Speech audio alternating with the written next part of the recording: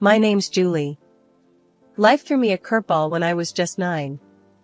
Dad had been sick for a while, but I didn't really get what was happening until he was gone for good. One day he was there, the next day just an empty space at the dinner table. Mom didn't take long to fill that space. Within a few months, she brought home Frank. I guess loneliness hits hard and fast. Frank moved in like he owned the place, and it was clear he wasn't keen on having me around. Julie, this is Frank. Frank, this is my daughter, Julie. Mom introduced us the day he moved in. His look was cold, like he'd rather be anywhere else, but here looking at me. Hi, I managed, a bit shy, but trying to be polite. Frank just nodded, didn't even smile. He turned to Mom. Sarah, can we talk about the living arrangements? I remember feeling a chill as they walked away, his hand on her shoulder. It wasn't long before I started feeling like an outsider. Frank had rules for everything, and he was always on my case. Don't leave your stuff in the living room, eat faster, or too much noise. It was relentless. Mom did nothing. She just nodded along with whatever Frank said, her eyes empty, or maybe just tired. One evening, things boiled over at dinner. I had accidentally knocked over a glass of water, and it spilled towards Frank. Clumsy kid. Can't you do anything right? Frank snapped, jumping up as the water splashed his pants. Sorry, Frank. It was just an accident, I stammered, feeling my face heat up. Sorry doesn't clean up messes, Julie. Be more careful, he scolded, his voice raised more than necessary. Mom just sat there, dabbing her mouth with a napkin, silent. I looked at her, hoping she'd say something, anything in my defense. But nothing came. After dinner, I heard them arguing in their room. Frank's voice was loud and harsh. Sarah, that kid of yours needs to shape up. I'm not gonna live in chaos just because you're used to it. Mom's reply was soft, but I caught bits of it. Frank, please. She's just a child. She's still adjusting. Adjusting? It's been months. I'm telling you, if things don't change. I didn't hear the rest, but I didn't need to. The message was clear. Frank wanted me out of the way, and Mom wasn't fighting too hard against the idea. The next few months were just as tough. Frank's complaints were a daily soundtrack, and Mom's silence grew heavier. I was walking on eggshells, trying not to make a sound, disappear if I could. But you can't disappear in your own home, can you? Even a 9-year-old knows that much. Life at home got trickier when Mom told us she was expecting. Frank already had his hands full just tolerating me, and the news didn't exactly make him jump for joy.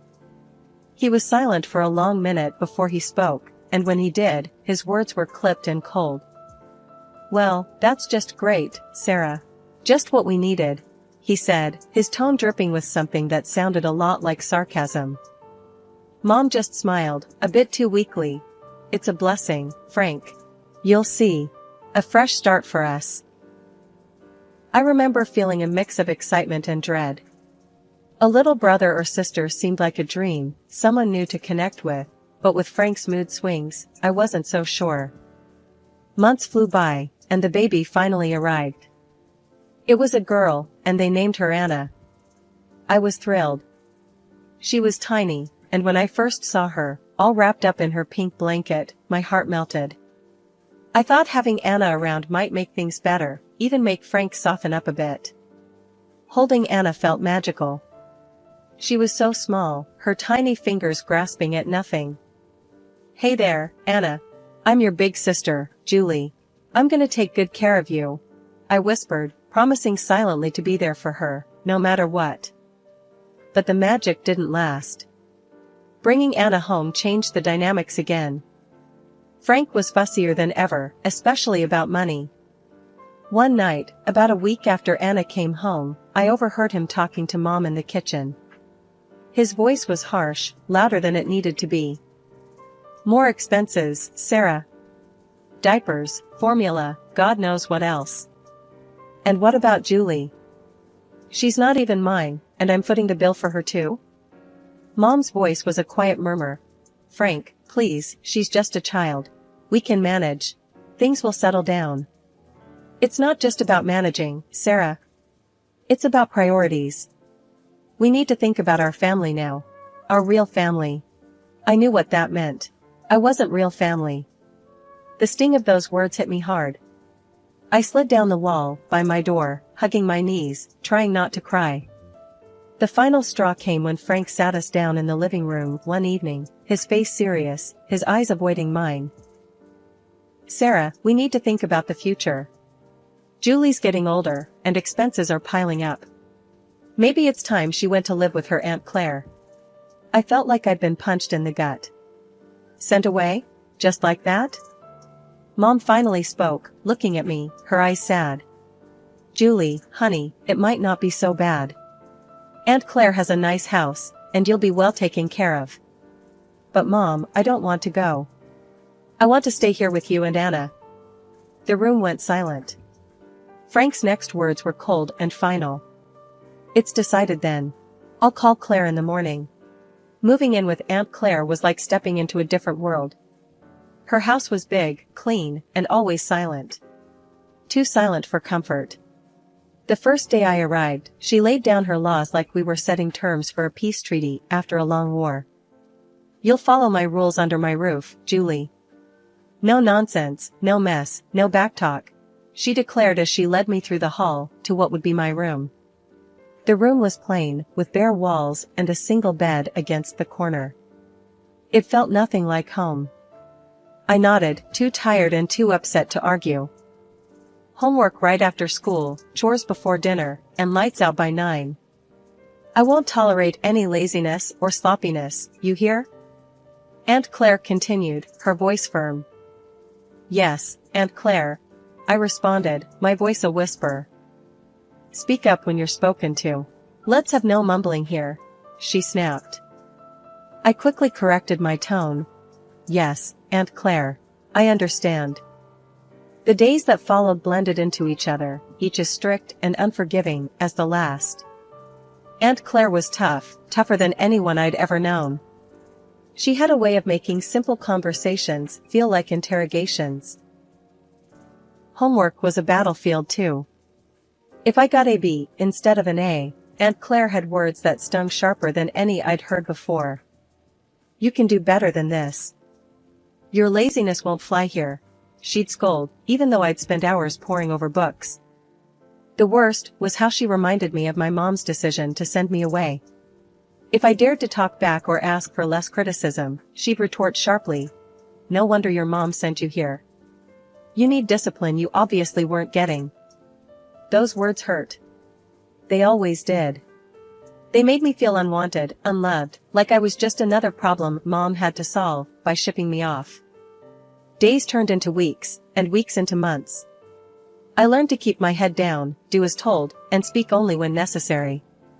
Aunt Claire had no patience for tears or complaints, and I had no energy left to fight. It's for your own good, she'd often say after a particularly harsh scolding, as if the sting of her words was supposed to mold me into someone better. I wasn't sure who that better person was supposed to be. All I knew was I was getting really good at being alone, at being quiet, at not being a problem. Because in Aunt Claire's house, not being a problem was the best thing you could be. Living with Aunt Claire was suffocating, and I found myself missing my mom more each day, even though I knew she had let me go without much of a fight. One afternoon, the longing got too much. Aunt Claire was out, probably at her bridge club, and I knew I had a couple of hours at least. Her phone was always left on the kitchen counter, charging next to the fruit bowl. It seemed like my only link back to my old life. I hesitated for a minute before I picked it up. Dialing my mom's number was muscle memory. I hadn't forgotten it, maybe I never would. My heart was racing as I heard the phone ring. Once, twice, then her voice. Hello? Mom? It's me, Julie. There was a pause, a breath maybe, then. Julie, why are you calling? I swallowed hard, my throat tight. I just wanted to hear your voice. Another pause, longer this time. Then cold, hard. You shouldn't have called. But Mom. Julie, listen to me. You need to stop this. I can't have you calling me. But why? I miss you, Mom. I miss home. When can I come back? Her voice was flat, emotionless, as if she was discussing the weather. You can't. That's done. Don't call here anymore. I couldn't believe what I was hearing. Mom, please. Just don't, Julie. There's nothing here for you. Goodbye. She hung up, and the line went dead. The silence in the kitchen was deafening. I felt my hands shake as I put the phone back on the charger. The finality in her voice broke something in me. She didn't want me. She really didn't want me anymore. Tears blurred my vision as I stumbled to my room. I closed the door softly, not wanting to make any noise that might hint at my rebellion. I sat on the floor, my back against my bed, and let myself cry. The room felt smaller than ever, a box that was slowly closing in on me. About an hour later, I heard the front door open and close. Aunt Claire's voice called out, "Julie? You better have finished your chores." "Yes, Aunt Claire," I called back, wiping my eyes quickly with the back of my hand. I didn't want her to see any signs of weakness. Weakness was not tolerated here.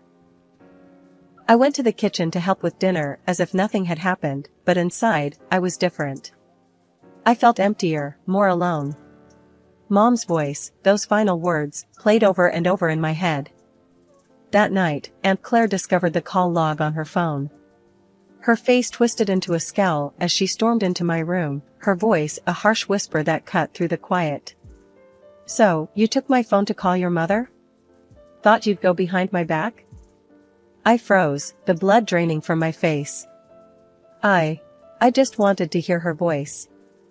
Aunt Claire laughed, a harsh, grating sound.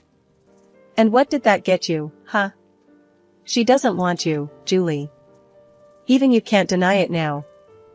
Her words were like ice, and I felt them chill me to the bone. She grabbed my arm, her grip tight and painful. "No more phone. No more pity parties. You're here because she doesn't want you. Remember that." The punishment was severe. More chores, stricter rules, and the cold shoulder from Aunt Claire, who made sure every day thereafter that I felt just how unwanted I was. Aunt Claire's house had become a prison, each day dragging, heavier than the last. It was clear I was nothing but a burden to her, a nuisance she tolerated only because she had to. But even that thin thread of obligation snapped one chilly morning a year into my stay. "You're packing your bags today, Julie," Aunt Claire announced over breakfast, her voice stern and final. I stared at her, spoon halfway to my mouth. "What? Why?" "Your mother stopped sending money."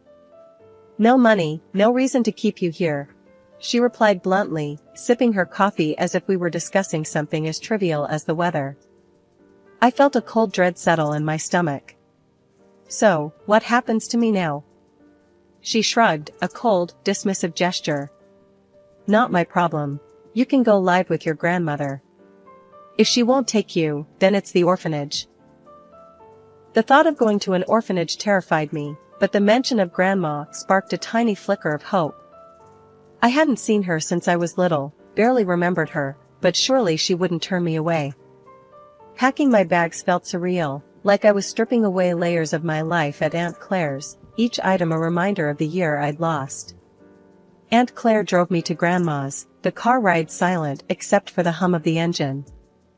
We arrived at a modest house, smaller and cozier than Aunt Claire's imposing place. Grandma was waiting at the door, her expression unreadable. "This is Julie, your granddaughter," Aunt Claire said, not bothering with niceties. "I can't keep her anymore. Sarah stopped paying." Grandma looked me over, her eyes sharp but not unkind. "I see. Come in, Julie."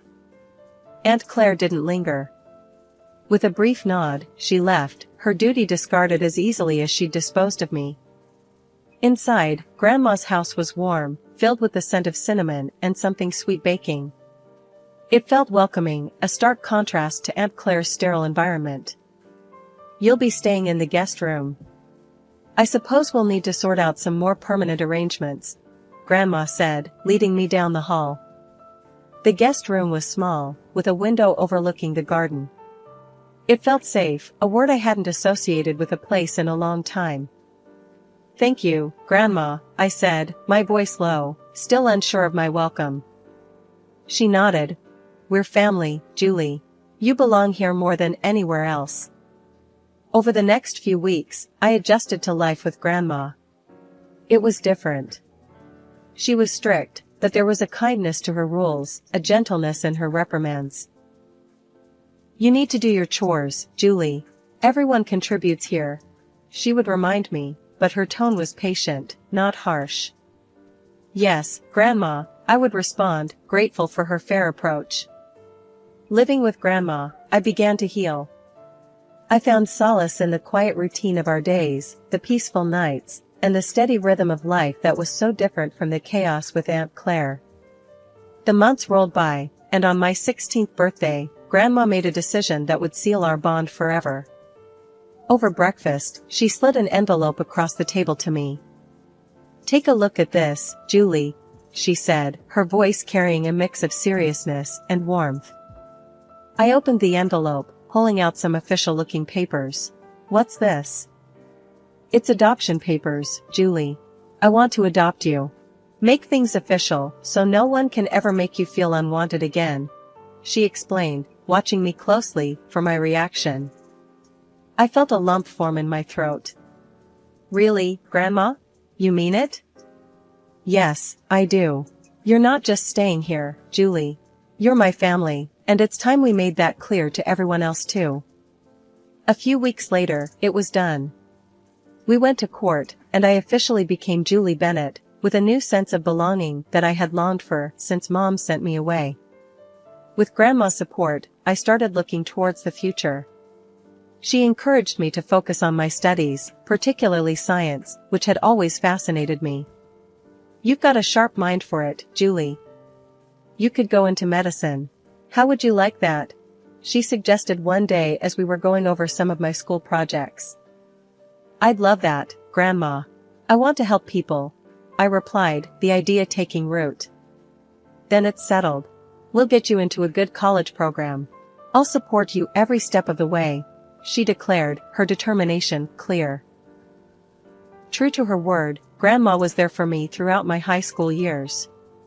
She tutored me in math and science, using her old-school methods that were strict but effective. "You need to understand the basics, Julie. Can't skip the foundation," she'd insist whenever I struggled with complex problems. I graduated with top marks, thanks to her unwavering support. Grandma then helped me navigate the daunting college applications process. When I got accepted into a medical college with a partial scholarship, she was as proud as if she'd received the acceptance herself. "We'll manage the finances. Don't you worry about that," Grandma said when I fretted over the costs. "You focus on your studies. Become the best doctor you can be." Medical school was tough, but fulfilling. I was drawn to oncology, the branch of medicine that dealt with cancer. It was hard, emotionally and intellectually, but it felt right, like I was exactly where I needed to be. I completed my degree, then my internship, and finally, my residency, each step a milestone that Grandma celebrated. "You're making a real difference, Julie. I'm so proud of you," she'd say, her eyes shining with pride. By the time I turned 32, I was fully established in my career as an oncologist. My life was busy but fulfilling, filled with long hours at the hospital and the satisfaction of knowing I was making a difference. Through it all, Grandma was my anchor, always there to listen and offer advice on tough days. But life, as it often does, threw another curveball my way. Grandma's health, which had been declining, took a turn for the worse. It was swift and unexpected, the kind of decline that leaves you scrambling to catch your breath. I remember coming home one evening, tired after a particularly tough day at the hospital. Grandma was sitting in her favorite armchair, looking out the window. Her voice was weaker when she called me over. "Julie, come sit with me for a bit," she said, patting the chair next to her. I sat down, taking her hand in mine. It felt fragile, like a dried leaf that might crumble under too much pressure. "I'm not going to beat around the bush," she started, her tone serious. "The doctors, they say it's not much time now. We need to talk about things, practical things." The lump in my throat grew, my eyes stung with tears. "Grandma, please." She squeezed my hand, her grip still strong. "No tears now, Julie. We've got things to sort out. You need to be ready." The next few weeks were a blur of doctor's visits, late nights, and legal paperwork. Grandma wanted to ensure everything was in order for me, that there would be no complications with her estate or her wishes. When the end came, it was peaceful. Grandma passed away in her sleep, at home, just as she'd wanted. The emptiness her passing left was palpable, a silence in the house that was too heavy to bear at times. Planning the funeral was hard. I went through her address book, calling relatives and friends. The responses were polite, some even warm, but it became clear that not many would make the effort to come. My heart ached, not just for the loss of Grandma, but for the loneliness of this farewell. The funeral day was quiet, the chapel more empty than not. I stood there, feeling oddly detached as the priest spoke about life, loss, and legacy. It didn't take long after the funeral when the past I thought I'd left behind came knocking at my door. My mother, stepfather, and their daughter, who was now 20 years old, showed up unexpectedly. My mother didn't waste any time. "Julie, you need to share the inheritance your grandmother left you," she demanded, her tone entitled. I stared at them, disbelief mixing with anger. "You left me, remember? 20 years ago, you decided I was too much of a burden." My mother's face twisted into a sneer. "Ungrateful girl. Now you're a rich doctor with an inheritance. You owe us." I laughed, the sound bitter. "Grandma adopted me. Legally, you're nothing to me now." The shock on her face was almost comical. My stepfather, ever the bully, leaned in. "You're going to regret this, Julie." As they left, I slammed the door behind them, the click of the lock sounding unusually satisfying. Standing there, my back against the door, I felt a mix of relief and renewed determination. A few days after their first visit, I was at work when I got a call from a neighbor. "Julie, it looks like your family's at your house again. They've been bringing in furniture, looks like they're moving in or something."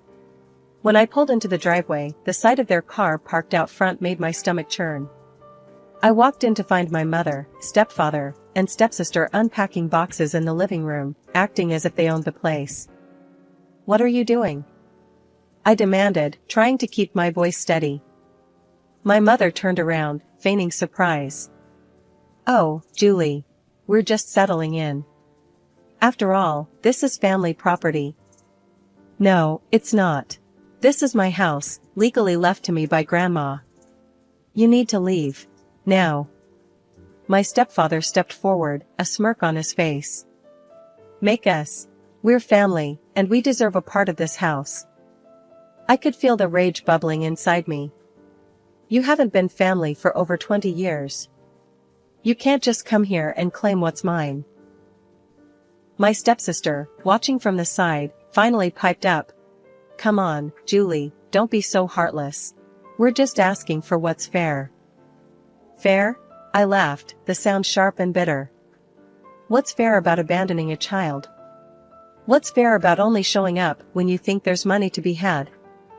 They had no answers, just scowls and muttered curses. "I'm calling the police," I declared, pulling out my phone. My mother tried to stop me. "You'll regret this, Julie. I've regretted knowing you for years. This is nothing new." I shot back as I dialed 911. The police arrived quickly. I explained the situation, showing them the legal documents proving my ownership of the house and Grandma's will. The officers were firm. "You need to leave," one of them told my mother and stepfather. "This property doesn't belong to you, and if you don't comply, you'll be removed forcibly." My stepfather glared at me, his anger clear, but there was nothing he could do. "This isn't over, Julie," he threatened as they gathered their things. "Oh, but it is," I replied, my tone cold and final. After they were gone, I walked through the house, through Grandma's house. Each room was filled with memories, each corner a testament to her love and the life she had built here, a life she had fought to pass on to me. Standing in her favorite spot by the window, I made a promise, not just to her, but to myself. I would not let the bitterness of the past tarnish my future. I had fought hard to become who I was, and I would continue to fight, to honor her legacy and the sacrifices she had made for me.